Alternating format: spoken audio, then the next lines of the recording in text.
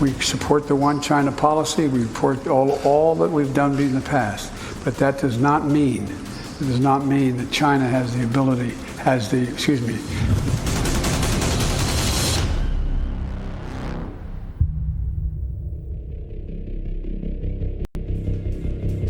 पूरी दुनिया की नजर इस वक्त जापान पर है क्योंकि कल राजधानी टोक्यो में क्वाड की अहम बैठक होने जा रही है। जी हाँ, और ये जो बैठक होगी, इस बैठक में शामिल होने के लिए प्रधानमंत्री नरेंद्र मोदी के साथ साथ अमेरिका के राष्ट्रपति और ऑस्ट्रेलिया के पीएम भी इस समय टोक्यो में मौजूद हैं।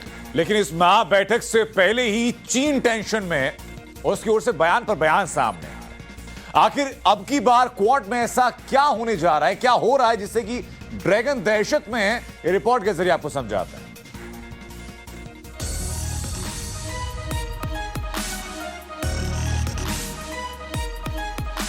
जापान की राजधानी टोक्यो, यहां धरती की 4 महाशक्तियों का महामिलन होने जा रहा है। 15 घंटे से भी कम वक्त रह गया है। प्रधानमंत्री नरेंद्र मोदी, अमेरिका के राष्ट्रपति जो बाइडेन, जापान के पीएम फूमियो किशिदा और ऑस्ट्रेलिया के नवनिर्वाचित पीएम एंथनी एल्बनीज़ एक टेबल पर मिलने वाले हैं। इस मुलाकात से पहले यहां से 2088 किलोमीटर दूर बीजिंग में ड्रैगन की नींद उड़ी हुई है।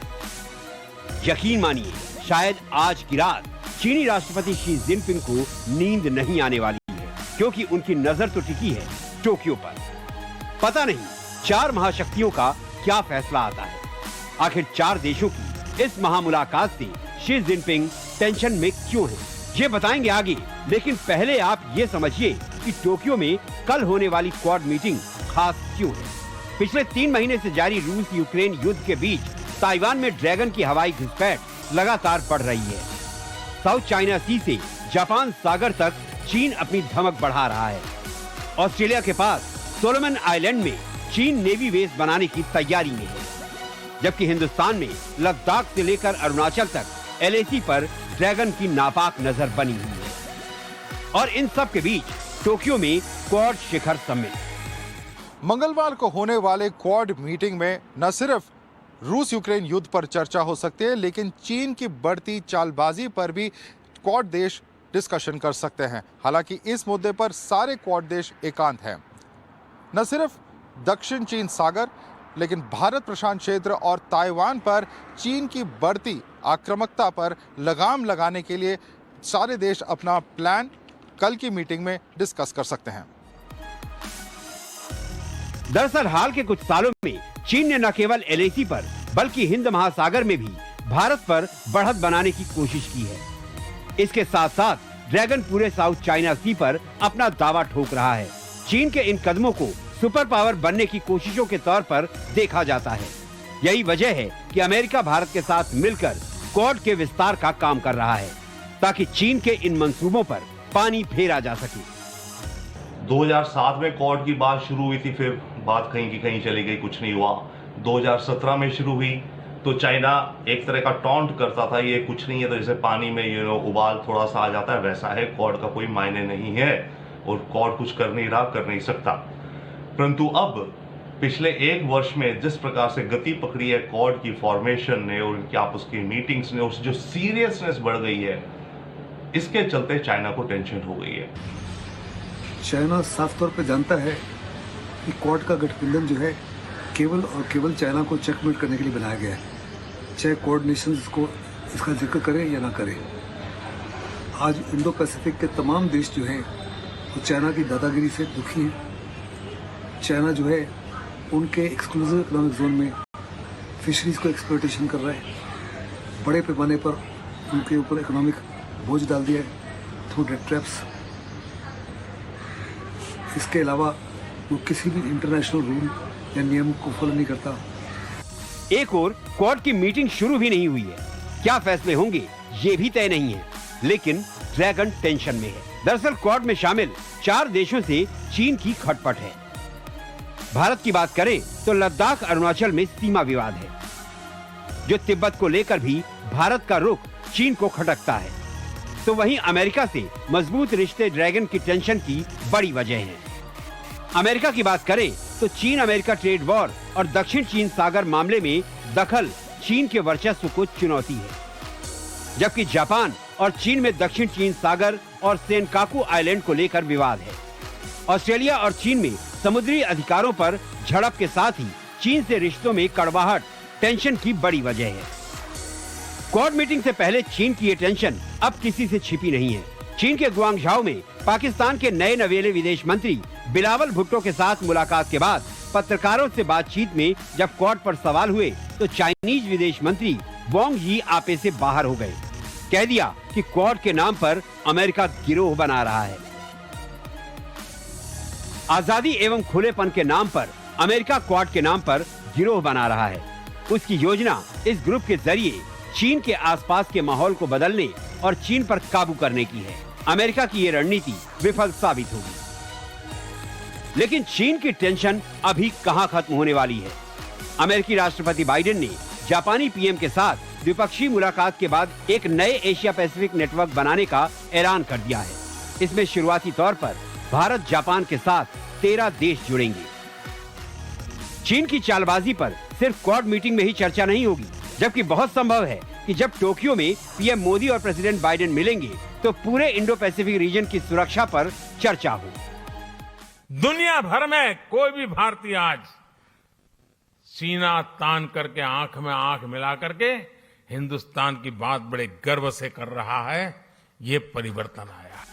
लेकिन क्वाड से पहले सैम अंकल ने एक ऐसी चेतावनी ड्रैगन को दे दी है जिसे हल्के में लेना चीन की पीपुल्स लिबरेशन आर्मी के लिए काल साबित हो सकता है। क्या है वो चेतावनी, जानने के लिए अगली रिपोर्ट जरूर देखिए। टोक्यो से माधव के साथ ब्यूरो रिपोर्ट, टाइम्स नाउ नव भारत। तो क्वाड की जो बैठक है, मीटिंग है, उससे ड्रैगन यानी चाइना काफी डरा हुआ है और ड्रैगन की डर की एक बड़ी वजह है सैन्य ताकत। अकेले चीन भले ही दावा कर ले कि वो दुनिया का सुपर पावर है, लेकिन क्वाड के सामने वो बूना साबित होता है। कैसे साबित होता है ये आपको जरा आंकड़ों के जरिए समझाते हैं। क्वाड देशों के पास जो कुल सैनिक हैं वो 73,52,000, जबकि चीन के पास कुल 31,34,000 सैनिक। जी हाँ, वही अगर इसमें एक्टिव सेना की बात करें तो 31,39,000 क्वाड के पास में है। अगर चीन की बात करें तो चीन के पास में इसकी संख्या जो है वो काफी ज्यादा कम नजर आती है। पीपल्स लिबरेशन आर्मी जिसकी तादाद 20 लाख के आसपास है। वायुसेना की बात कर लेते हैं। वायुसेना के मामले में क्वाड देशों के पास 17,308 एयरक्राफ्ट कुल मिलाकर के हैं। ये एक एक आंकड़ा स्पेसिफाइड तरीके से आपको बता रहे हैं। लेकिन जब सिर्फ चीन की बात करते हैं दूसरी तरफ, चीन के पास 3,285 हैं। क्वाड देशों के पास 6,995 हेलीकॉप्टर हैं, जबकि चीन के पास कुल मिलाकर के 912 हेलीकॉप्टर हैं। जी हाँ, ये तो वायुसेना की बात हुई। वायुसेना में भी अगर देखा जाए चीन की ताकत कितनी कम है, लेकिन अगर थल सेना की बात करें तो क्वाड की ताकत और चीन की ताकत क्या कहती है। थल सेना के अनुसार टैंक की अगर बात की जाए तो 12,279 क्वाड के पास में है, जबकि चीन के पास में मात्र 5,285 टैंक है। आर्टिलरीज में भी चीन काफी पीछे नजर आता है। क्वाड के पास जहां 5,184 आर्टिलरीज हैं तो चीन के पास महज 1734 आर्टिलरीज चीन के बेड़े में है। रॉकेट प्रोजेक्टर्स की जो किसी भी वॉर जोन में किसी भी देश की सैन्य क्षमता की एक रीढ़ की हड्डी सरीखे माने जाते हैं। क्वाड देशों के पास 2,803 की तादाद में है, जबकि चीन रॉकेट प्रोजेक्टर्स के मामले में कहीं ज्यादा नजर आता है। 3,160 चीन के पास रॉकेट प्रोजेक्टर्स है। नौसेना की बात कर लेते हैं। नौसेना में क्वाड देशों के पास कुल मिलाकर के 12 एयरक्राफ्ट कैरियर हैं। चीन के पास 2 हैं। डिस्ट्रॉयर विध्वंसक क्वाड देशों के पास हैं 141, चीन के पास हैं सिर्फ 41। जी हाँ, क्वाड के पास में अगर सबमरीन्स की बात की जाए, यानी कि आप ये समझिए सबमरीन्स के तौर पर अगर समुद्री ताकत देखी जाए तो क्वाड के पास में 112 की ताकत है, लेकिन चीन के पास में मात्र 79। यानी नौसेना के लिहाज से भी देखा जाए तो चीन कितना पीछे नजर आता है, क्वाड कितना ज्यादा मजबूत है, ये इन आंकड़ों से स्पष्ट हो जाता है। और यही वजह है कि चीन काफी डरा हुआ है जापान में हो रही इस पूरी क्वाड समिट को लेकर। पीएम मोदी जापान के दौरे पर हैं। आप जैसा कि जानते हैं, लगातार अपडेट हम लोग आपको दे भी रहे हैं। हमारे सहयोगी माधव इस वक्त वहीं पर मौजूद और वहीं से आपको ग्राउंड जीरो से लोगों की बात भी दिखा रहे हैं। लेकिन जापान में पीएम मोदी का जोरदार स्वागत किस तरीके से हुआ, सिर्फ मोदी मोदी नहीं बल्कि जापान में जय श्री राम और हर हर महादेव के नारे भी लग रहे हैं।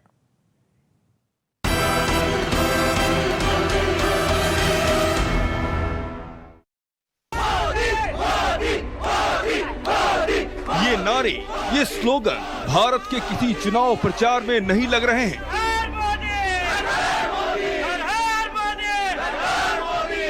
बल्कि हिंदुस्तान से 5,800 किलोमीटर दूर जापान की राजधानी टोक्यो में लग रहे हैं।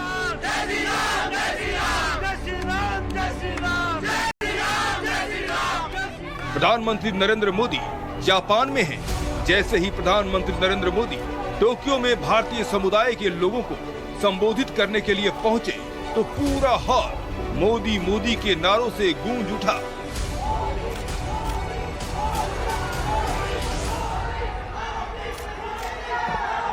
पीएम मोदी ने हाथ हिलाकर वहां मौजूद भारतीय मूल के लोगों का अभिवादन किया। प्रधानमंत्री नरेंद्र मोदी के सामने जापान की धरती पर जय श्री राम के नारे लग रहे थे।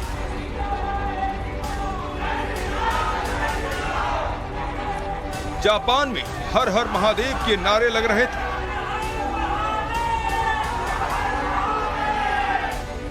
वहां मौजूद भारतीय नारे लगा रहे थे कि देखो देखो कौन आया, भारत मां का शेर आया। पीएम मोदी करीब 35 महीने बाद जापान के दौरे पर गए हैं। अपने बीच पीएम मोदी को पाकर वहां रहने वाले भारतीय बेहद खुश थे। आप यहाँ फेटा पहनकर आए हैं, क्या उत्सव का माहौल है यहाँ पे? क्यों अब ये फेटा पहनकर आए, क्या सोच के आए हैं? जी बिल्कुल, मोदी जी के तो जापान आने की खबर मात्र से ही हम एकदम माहौल जो है मोदी मोदी हो जाता है। और हम सब लोग जो है फेटा पहनकर आए हैं। हमने मोदी जी के लिए जितना हम करें उतना कम है। मोदी मोदी मोदी मोदी, देखो देखो कौन आया, शेर आया, देखो देखो कौन आया, भारत मां का शेर आया, देखो देखो कौन आया, भारत मां का शेर आया। हाँ, आप कुछ बताना चाह रहे हैं? हाँ वही फेटा के बारे में बोल रहा था कि ये जो फेटा है वो सेलिब्रेशन, हाथ करिए उनको, सेलिब्रेशन के टाइम हम ये पहनते हैं। तो आज हमारे लिए, आज मोदी जी जापान में, एक मिनट, मोदी जी जापान में पधारे हैं तो हमारे लिए ये एक सेलिब्रेशन जैसा ही माहौल है। इसके लिए हमने ये सेलिब्रेशन में पहनने वाला फेटा आज पहन के उनके सामने आया है। ओके, तो उत्सव का माहौल है आपके लिए। ये दिवाली होली सब एक ही है? सर बिल्कुल ऐसा लगता है घर से हमारा कोई बड़ा आ रहा है, हमारे पेरेंट्स आ रहे हैं, दिल में बहुत खुशी है और सुबह से बहुत एक्साइटेड है सर। इससे पहले सुबह जब प्रधानमंत्री मोदी एयरपोर्ट से अपने होटल पहुंचे थे तो वहां बच्चों से मुलाकात की। पीएम मोदी ने एक जापानी मूल के बच्चे से संवाद किया। नाम मित्सुकी है, मैं ग्लोबल इंडियन एजुकेशन 5वीं कक्षा में पढ़ता हूँ। जापान में आपका बहुत स्वागत है। May I have your signature? May I have your signature, please? तो कहाँ से सीख लिया तुमने हिंदी? हैं? Yes, I learned. हैं? बहुत अच्छा जानते हो। वाह वाह। और जापानी में क्या लिखा है? ये 3 भाषा लिख दी। मोदी जी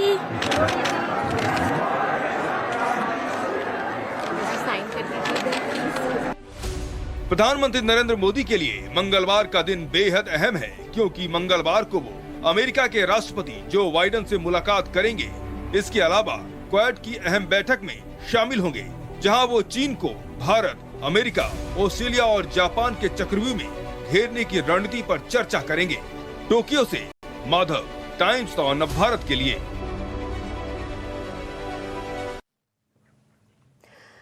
पीएम मोदी ने टोक्यो में भारतीय समुदाय के लोगों को भी संबोधित किया और इस दौरान पीएम मोदी के योग, खादी से लेकर उन तमाम चीजों पर उन्होंने बात की जिससे हिंदुस्तान आज गर्व का अनुभव कर रहा है।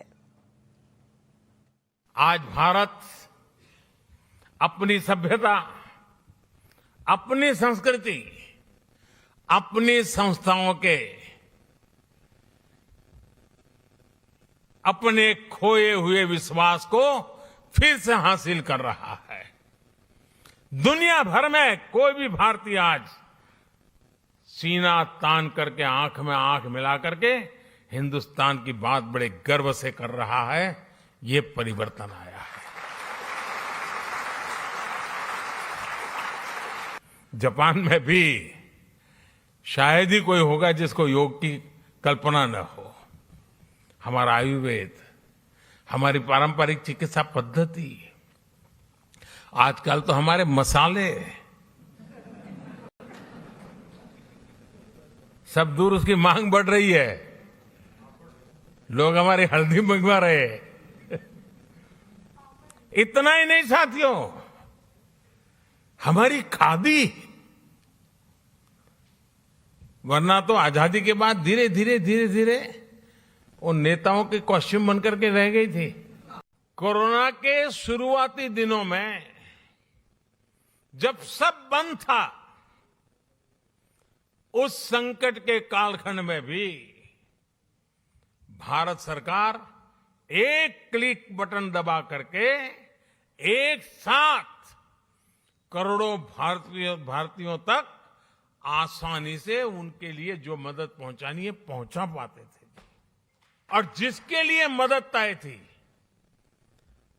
उसी को मिली, समय पर मिली, और इस संकट से जूझने का उसे सामर्थ्य भी मिला। भारत में आज सही मायने में पीपल लेड गवर्नेंस काम कर रही है।